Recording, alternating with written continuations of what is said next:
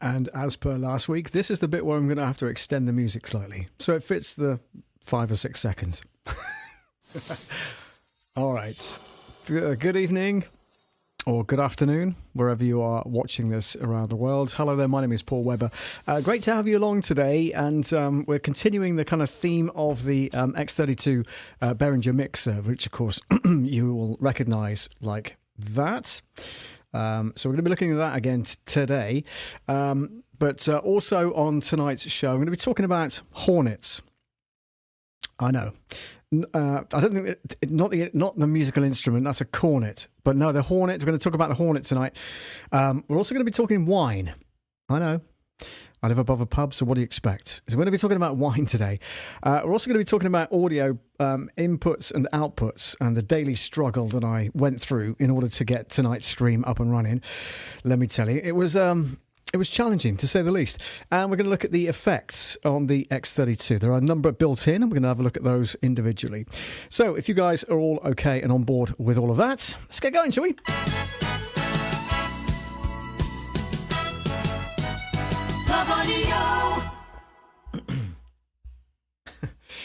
Yeah, so let's begin with Hornets. Oh my God, I can't tell you. The other evening, it was very warm, so I thought, right, okay, door open, window open, messing about with the mixer as I was, and the computer and everything else. I'm thinking, I can hear this. I'm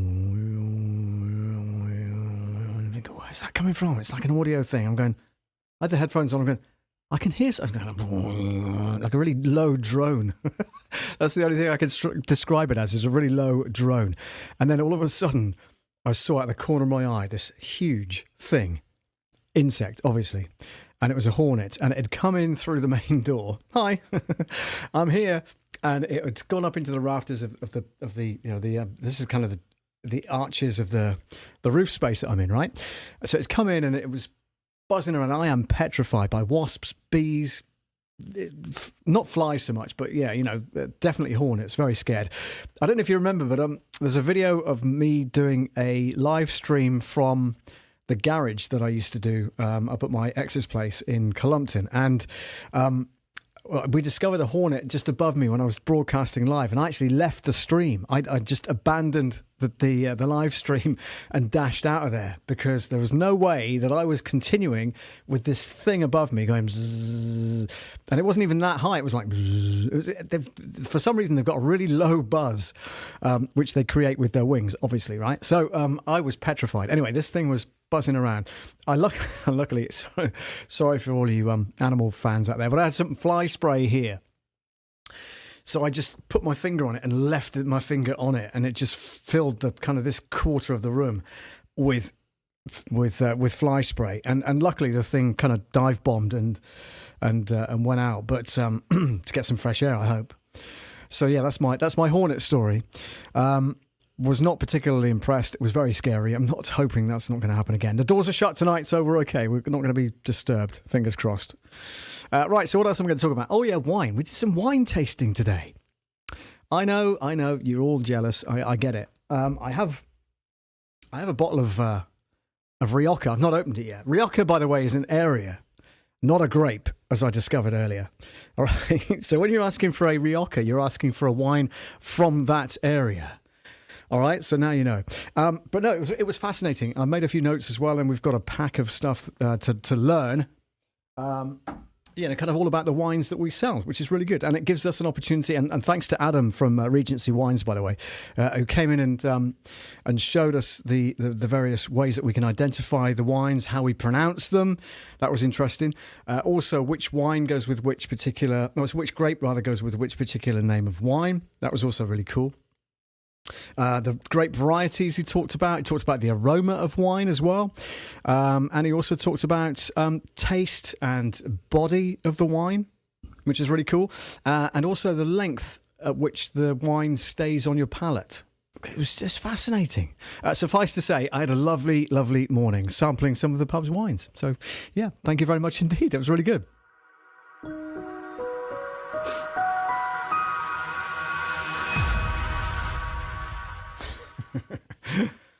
Little old wine drinker me. There's a song there surely somewhere, isn't there? Bound to be.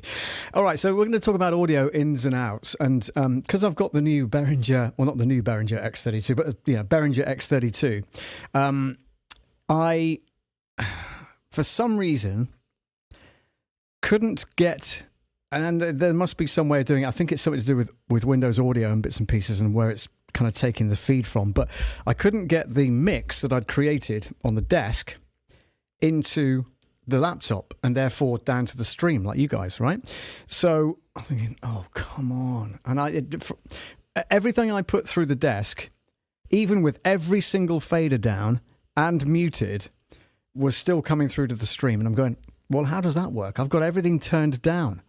How is it working? How is it? And I looked through the routing, or the routing, if you're in America, which is on this screen here that you can see in this little window. And I scrolled across, and I'm going, well, what's the out? And there's this, and the XLR outputs. The only XLR outputs I've got are like left and right main. It's got card inputs, expansion card outputs and inputs, and it's going this, that, and the other. I'm going, I don't know where I am. I am absolutely lost. So, I was watching some YouTube tutorials on exactly that same kind of theme really, and that kind of struggle. And so, what I've done is I've brought back into the mix let's go to my main camera. I don't know if you can see it from here. Let's go to the NDI camera, which is up there. Just underneath here, you can just about see the buttons there. That's the GoXLR. I've brought the GoXLR back into service. I've taken it out of retirement and I've brought it back into service, right?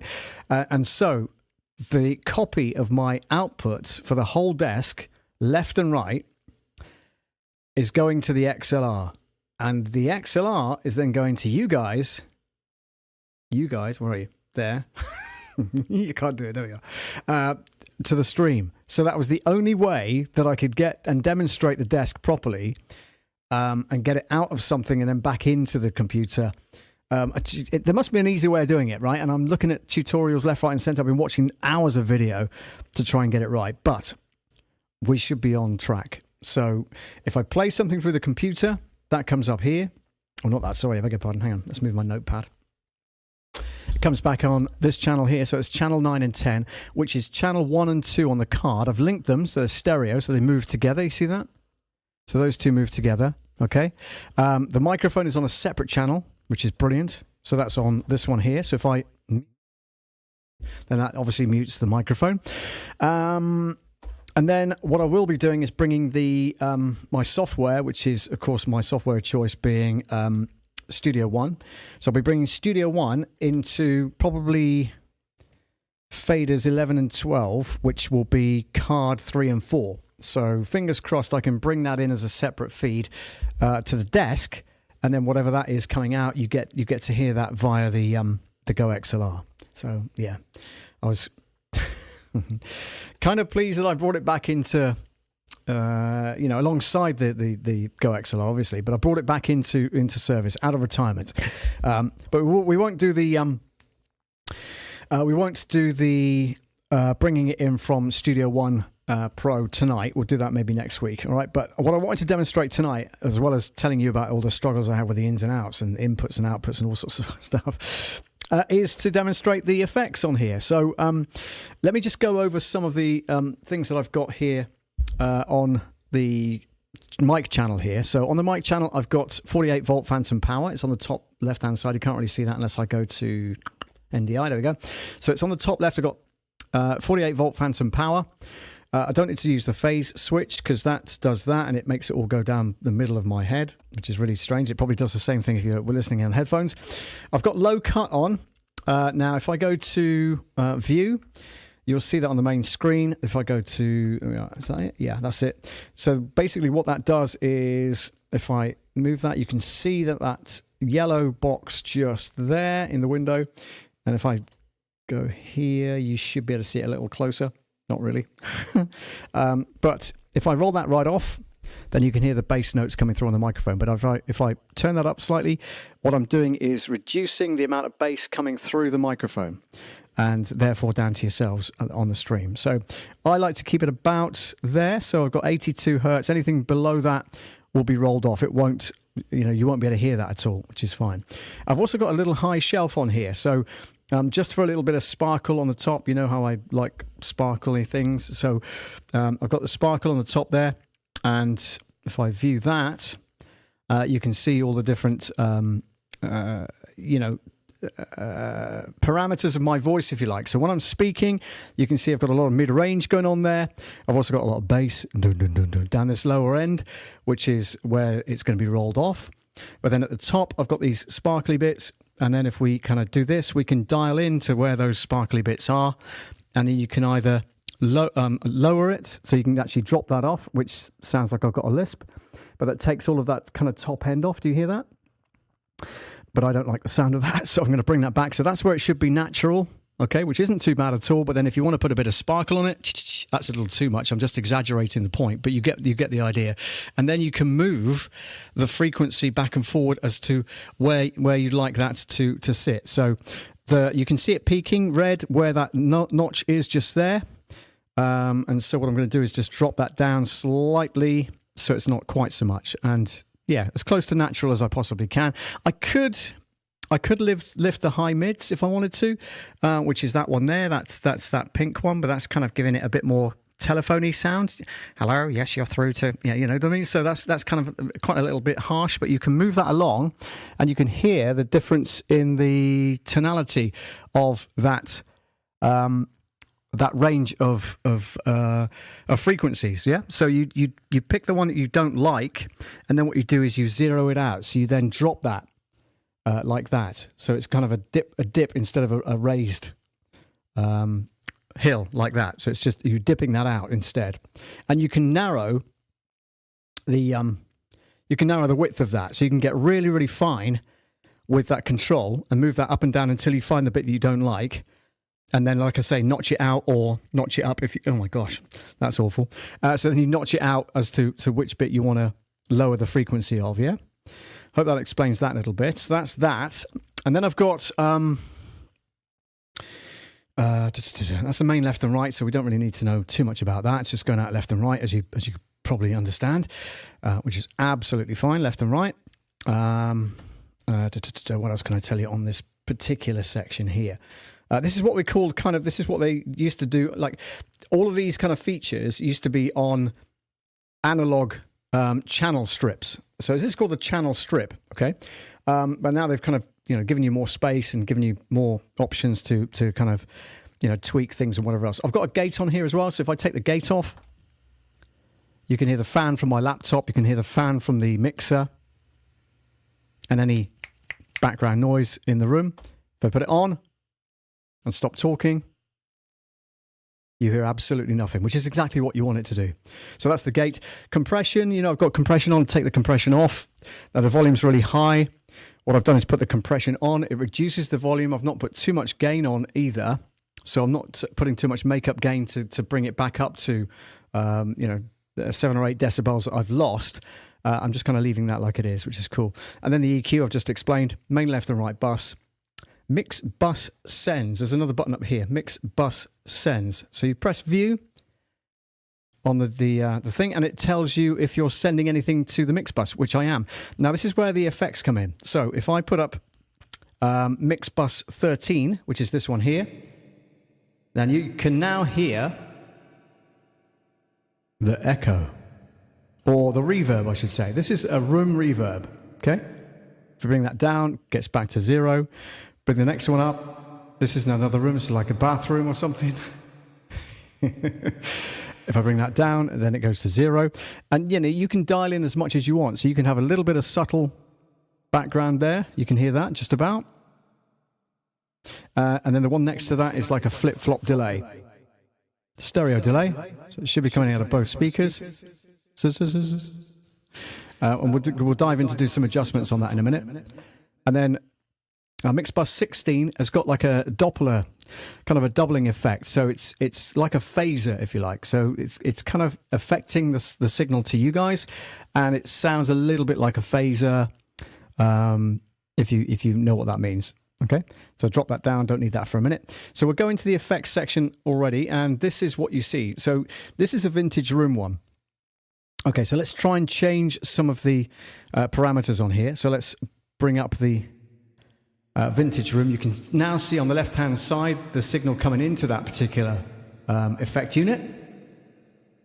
Woo! Reverb and delay. Doom, doom, doom. Okay, so what you can do is dial in the size. Let's dial in 50. And that tail that lasts longer. So this is creating a larger size room that you could be standing in and doing an announcement to the hall.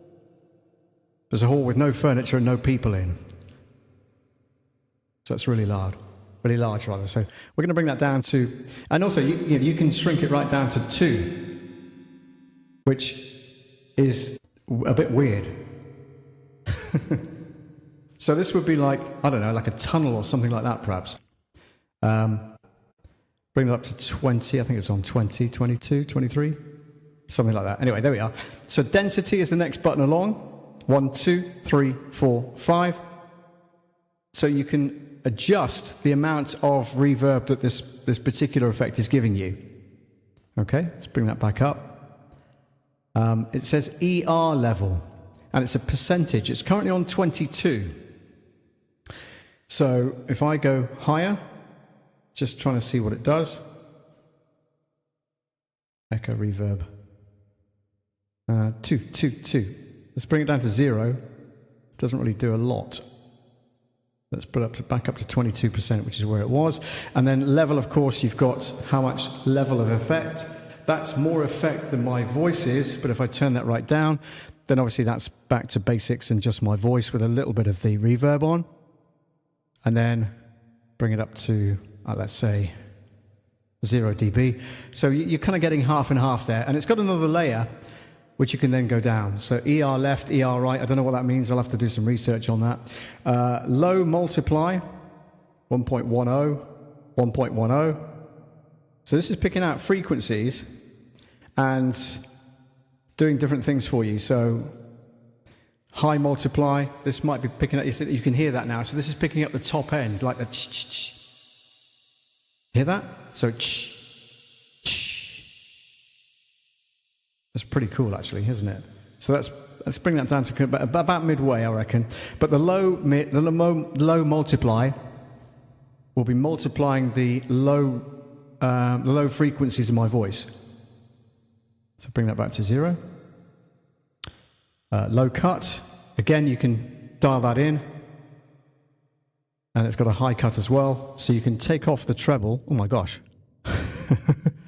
That's kind of weird. So it's got my voice going through, but it's only allowing low frequencies through because it's got a high cut on it. Okay, so I'm going to bring that back. You can then hear the mid-range and the high notes coming through again. Okay, and then it's got ER left, and ER right. Because it's a stereo vintage room, you can have different effects dialed in for left and right. So that's pretty cool as well.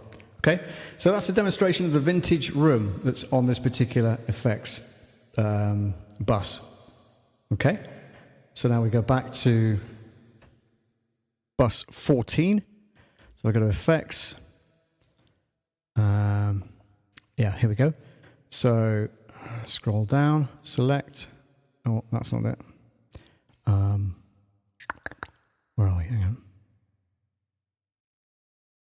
on. Here we go. Okay. So we edit that. So this is a hall reverb. Okay. So I'll put the fader up. And you can see on the dials at the top there, very, very, if I dial in a bit closer to that, give me 2 secs. So we zoom into that.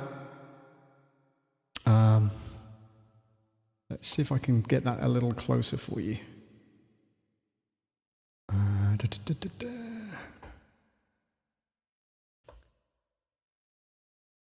Yeah, because the focus is not particularly brilliant. And it's a little far away, I've got to be honest with you. I've not dialed that in as best as I can. Let me try zooming in on the camera itself. Hang on. Is that better? Go up there a bit. Okay. A little bit more. Yeah, here we go. Okay.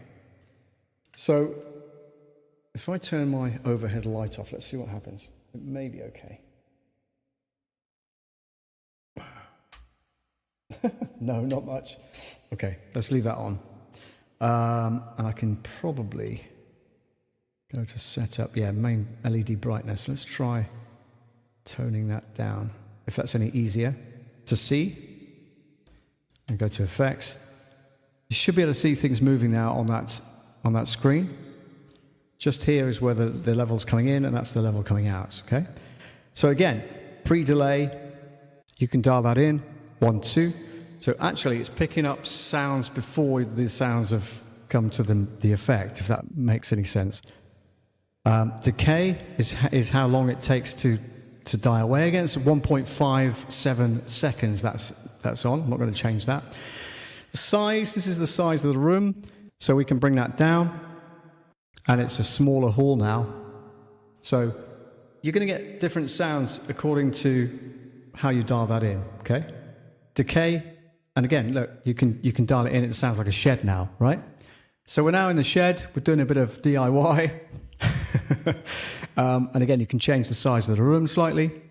Okay, 222. But then that decay is how long that echo stays around for. It was on 1.78 seconds, wasn't it? So let's dial that back in.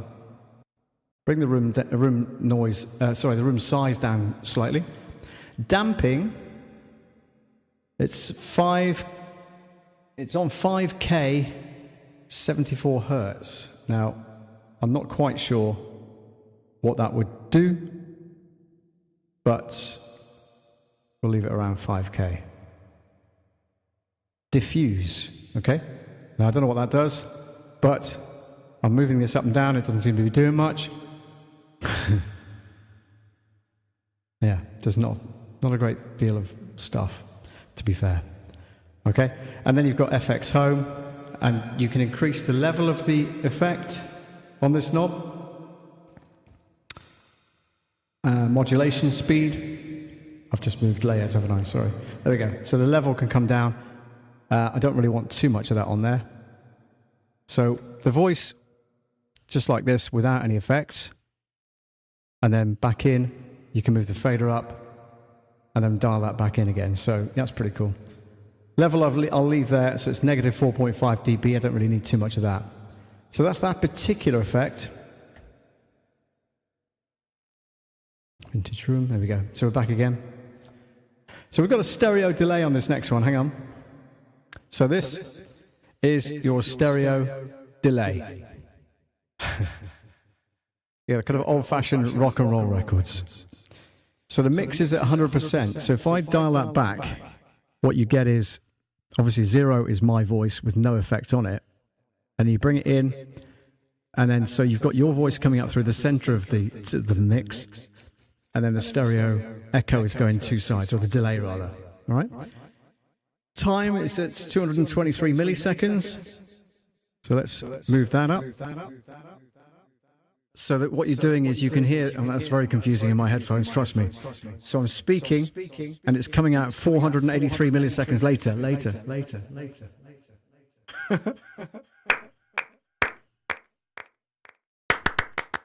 See what I mean? So let's drop that down again. 2, 2, 2, 1, 2. So if you wanted a fairly close echo, 2, 2, 2. Okay?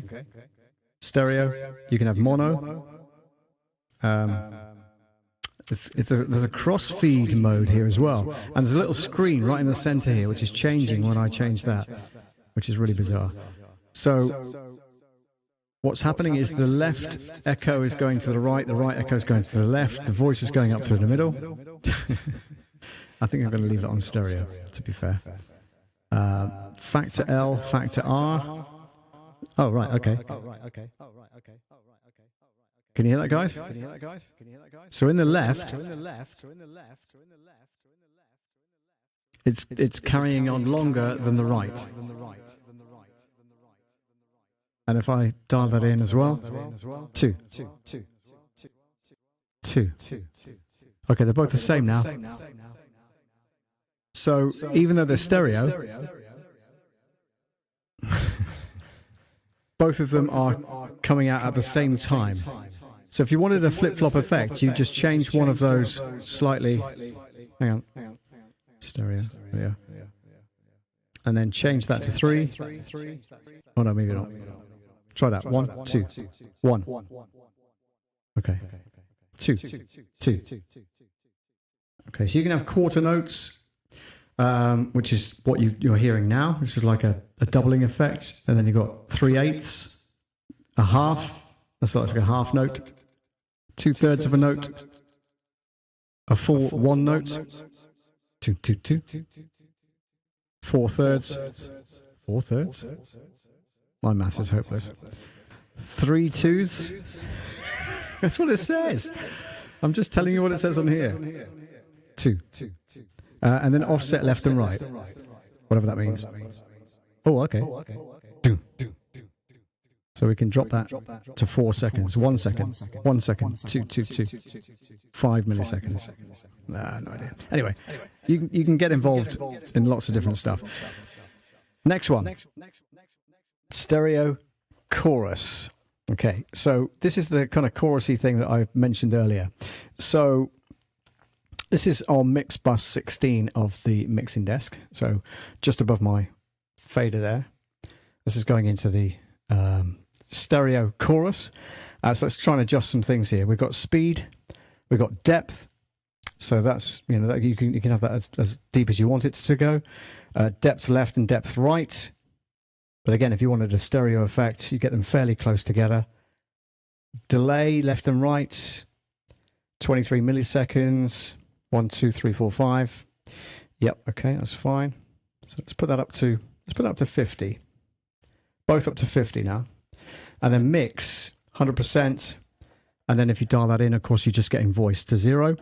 And then back up, you got 50%. But let's put it all up to 100. Why not? Let's see what's on layer 2. So again, you've got this low cut thing. So you can dial in the low cut stuff, and anything below a certain hertz won't come through to the effect. You've got a high cut as well. So again, dropping that off, you're only going to hear the high notes that are coming through, and then nothing's coming through the effect currently. But let's turn that back up, and then you can hear the high notes coming back in again. Phase. So again, you can change and dial that in. Different phases are going on. Wave, got 100%, but then drop that down to 0. Back up again. And then the spread is at 90%. So if you only wanted it, fairly narrow in the stereo realm, if you like, then you can dial that down to 0 or bring that back up to 100%. And then you've got that kind of stereo effect going on in your headphones. If you're listening on a set of speakers or on a TV, then it'll sound different, but just thought I'd demonstrate these anyway. And there are more than that you can dial in, okay? There are, more spots here. So you've got a dual graphic equalizer, which does exactly what it says, really, basically. And you can have it. You can have graphic EQ on the faders. Watch this. Oh, hang on, I need to zoom out. Hang on. Main count. No, NDI. Let's zoom back in to the whole mixer. Watch this. Hang on. So you can have graphic EQ on faders. Watch. So if I press that, oh god, it's going to undo all my desk thing, isn't it? Let's try it. Here we go. Wait. Okay. Right. So this is your graphic equalizer now. So I can dial this stuff in. It's on mute, isn't it? Oh no. Yeah. Yeah. So I can dial this stuff in, and it's changing that group of graphic equalizer knobs on the thing. Do you see that changing there? Okay. So now you can scroll across, I think. He says, hang on. Oh yeah, you can look at that. So then this changes all that lot in the middle as well. And then you scroll across again to this next set. It unmutes them all, and you change. What you're doing is you're changing the sound of this. Don't forget, as you go along. So we go across even further, and then undo that, and then this is your top end. So this is your, and don't forget this is a dual graphic equalizer as well. I don't know what it's doing, to be honest with you. Let's reset. Reset all. Yes. Reset GEQ and lose current settings. Yes. Thank you very much. Yeah, let's not do that. So yeah, not entirely sure what this one's doing, to be honest with you. Let's go back to the effects. Oh, no wonder. Okay. Yeah, I had BS16 on it. It was sounding really weird. But the idea is that you can change this anything along this graphic equalizer to give you, I don't know, if you wanted to dial that in on a particular channel, you could do. Basically, you can change the frequencies and how much of the frequencies are getting through to the main mix by using a graphic equalizer. On the next page, you've got a dual GEQ again. And then you've got a stereo graphic equalizer at the end. Okay. And I believe you can download more effects to the Behringer X32. So you can expand this rack to give you much more effects to play with. Okay.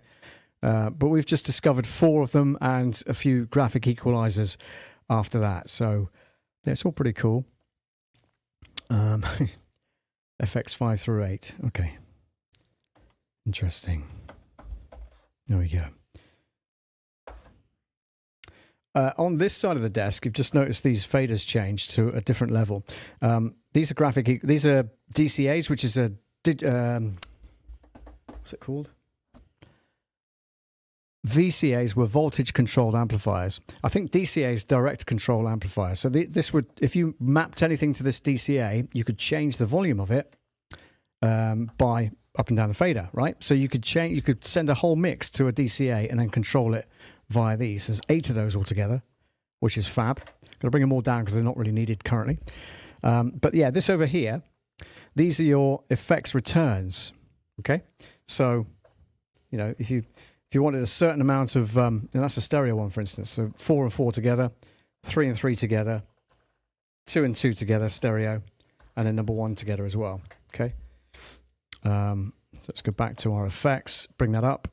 So because I've got the effects at 0, nothing's coming through to the stream. But if I put this up, see that? You can then dial in as much as you want to that particular effect. So you don't have to have it all the way up. You can have it like there or right up there like that. This next one, of course, is not working. Oh, I know why. Because I've not put the fader up. So you put the fader up on this side, but then you can control how much is going to that fader on this side. That's the idea. And then this one is this one, which is the stereo effect, stereo delay. And then finally, you've got this one, which is the stereo flanger effect. You know, the, what do you call it? Thing. Chorus. That's it, the chorus. So yeah, that's the general kind of effects on the Behringer X32. Hope you enjoyed that kind of little walkthrough. Hope everything is understandable in my own inimitable style. Yeah.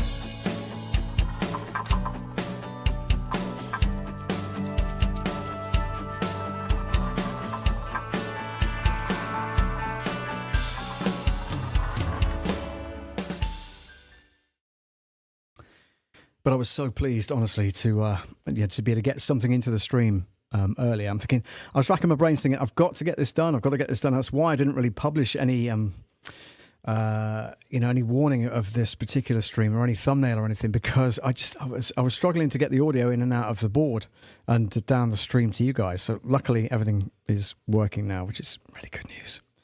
And also, it means that on the GoXLR, I can play you things like this.